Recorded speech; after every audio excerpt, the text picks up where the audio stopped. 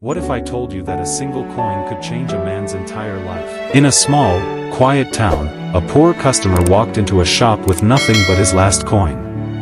He handed it over, unaware that the shopkeeper was about to test his own humanity. This wasn't just a simple transaction, it was the beginning of a moment that would uncover true kindness, hidden pain, and a twist no one saw coming. Stay with me until the very end, because what happens after this coin is exchanged might just restore your faith in humanity. The rain had been falling since morning, turning the narrow streets into rivers of mud. Ethan Miller walked slowly, his hands buried deep inside the pockets of his worn-out coat. Inside his fist, he clutched something small, almost invisible to the world, but to him, it was everything. A single coin, his last coin. He had stared at it the entire night, unable to sleep, wondering how far it could take him. Could it buy bread? Maybe some milk for the week? Or, maybe nothing at all. In his mind, the coin weighed heavier than a bag of stones, because it carried not just value, but the final thread of his dignity. Ethan's eyes burned with fatigue as he stopped in front of a little store. Its wooden sign, half-broken, swung with the wind. The yellow glow from inside spilled onto the wet pavement. He hesitated. He hated this moment, the moment of exposing his poverty, of stretching out his hand with so little in it. But hunger was stronger than pride. Pushing open the door, Ethan stepped inside. A bell above the frame rang softly. The warmth of the shop wrapped around him, carrying the smell of bread, soap, and wood polish. Behind the counter stood Thomas Reed, the shopkeeper. A man in his 50s, broad-shouldered, his hair silvered at the edges, and his eyes sharp yet strangely gentle. "Evening," Thomas said, wiping his hands on a cloth. His voice was steady, professional, but there was something behind it, an awareness. As if he could already sense the battle Ethan was fighting within. Ethan cleared his throat. "Just one loaf of bread." His voice cracked at the end. Thomas studied him for a moment, his gaze lingering on Ethan's coat, torn at the sleeves, the exhaustion etched into his face. He nodded without a word and turned to fetch the bread. Ethan pulled the coin from his pocket. The sound of it hitting the counter was almost painful. A single coin resting against polished wood, looking smaller than ever. He quickly pushed it forward, ashamed of its insignificance. Thomas returned, placing the bread on the counter. But then, he paused. His eyes flicked to the coin, then back to Ethan. Instead of reaching for it, he quietly stepped aside and gathered more items, a small bag of rice, a few potatoes, and even a bottle of milk. He laid them gently next to the bread. Ethan froze.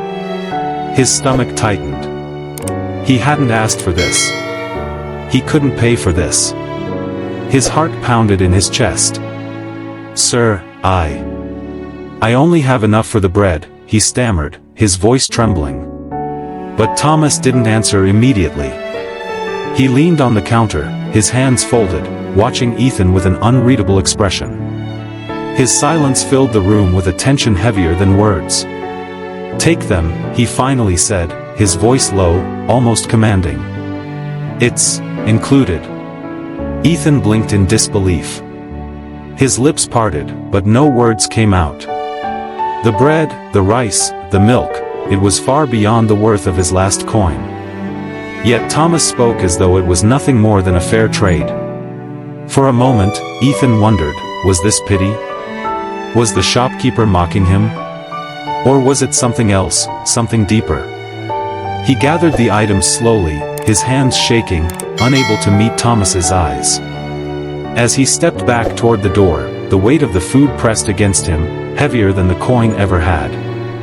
When Ethan left, the little bell above the door rang again, swallowed by the sound of rain outside. Behind the counter, Thomas stood silently, his jaw set, his gaze fixed on the empty doorway. He hadn't just sold bread that night. He had made a choice that carried a story no one yet knew. And in the corner of the shop, sitting quietly with a book in her hands, Grace Reed, his teenage daughter, had witnessed everything. She closed her book slowly, her eyes narrowing with curiosity. Something about her father's actions didn't make sense. And she intended to find out why.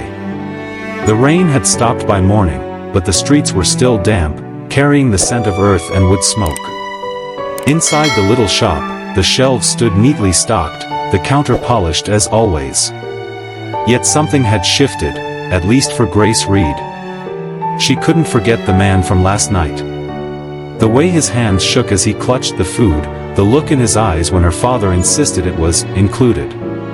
Grace had lived her 16 years watching her father run this shop with discipline and fairness. He was not a man who bent rules easily. So why then, she wondered, had he broken them for a stranger? She found her father by the storeroom, arranging sacks of flour. "Dad," she began cautiously. Thomas Reed turned, his brows raised. "Yes, Grace?" She hesitated, then stepped closer. "Last night, the man with the coin. You gave him more than he could afford. Why?" Her father's hand stilled over the flour bag. For a moment, silence hung between them, broken only by the creak of the wooden floorboards. His shoulders dropped, and he leaned against the counter, as though the question carried a weight he had long prepared to answer. "Because," he said slowly, his voice softer than usual, "once, I was that man." Grace frowned. "What do you mean?" Thomas's gaze drifted toward the shop window, where raindrops slid down the glass like tiny rivers. His voice grew distant, as if pulled back into another time. "When I was about his age, I lost everything. My father died suddenly, and with him went our family's stability. I remember standing in front of a bakery one winter evening, freezing, hungry, with only a single coin in my pocket. Just one." He paused, his jaw tightening. "I could only afford half a loaf of bread. But the shopkeeper, he looked at me, just like I looked at that man yesterday. And instead of half, he gave me a whole loaf. He even slipped in a small bag of dried fruit. He didn't ask questions, he didn't judge. He just gave." Grace's eyes widened. "So you did the same thing for that man?" Her father nodded. "For years, I've wondered how I could repay that kindness. And last night, when that coin hit my counter, I knew. Life had circled back. That was my test." Just then, the bell above the door chimed. Grace turned, startled. Standing there, rain dripping from his coat, was Ethan Miller. He looked different, not broken, not desperate, but determined. His hands trembled, not from hunger this time, but from something deeper. "I heard," Ethan said quietly, his voice rough. "I heard everything you just told her." His eyes locked onto Thomas's. "You didn't just give me food. You gave me dignity. Hope. I don't have words for what that means." Thomas stood straighter, his expression unreadable. "It was never about charity. It was about remembering what it means to be human." Ethan swallowed hard. For the first time in weeks, his eyes filled not with shame, but with tears of gratitude. "One day, when I have more than a single coin, I'll pass this forward. I promise you that." Grace felt her throat tighten. She saw, in that small, crowded shop, something greater than business. She saw a chain, a legacy of generosity, stretching from a long-forgotten baker, to her father, to this weary stranger. And perhaps, someday, beyond him too.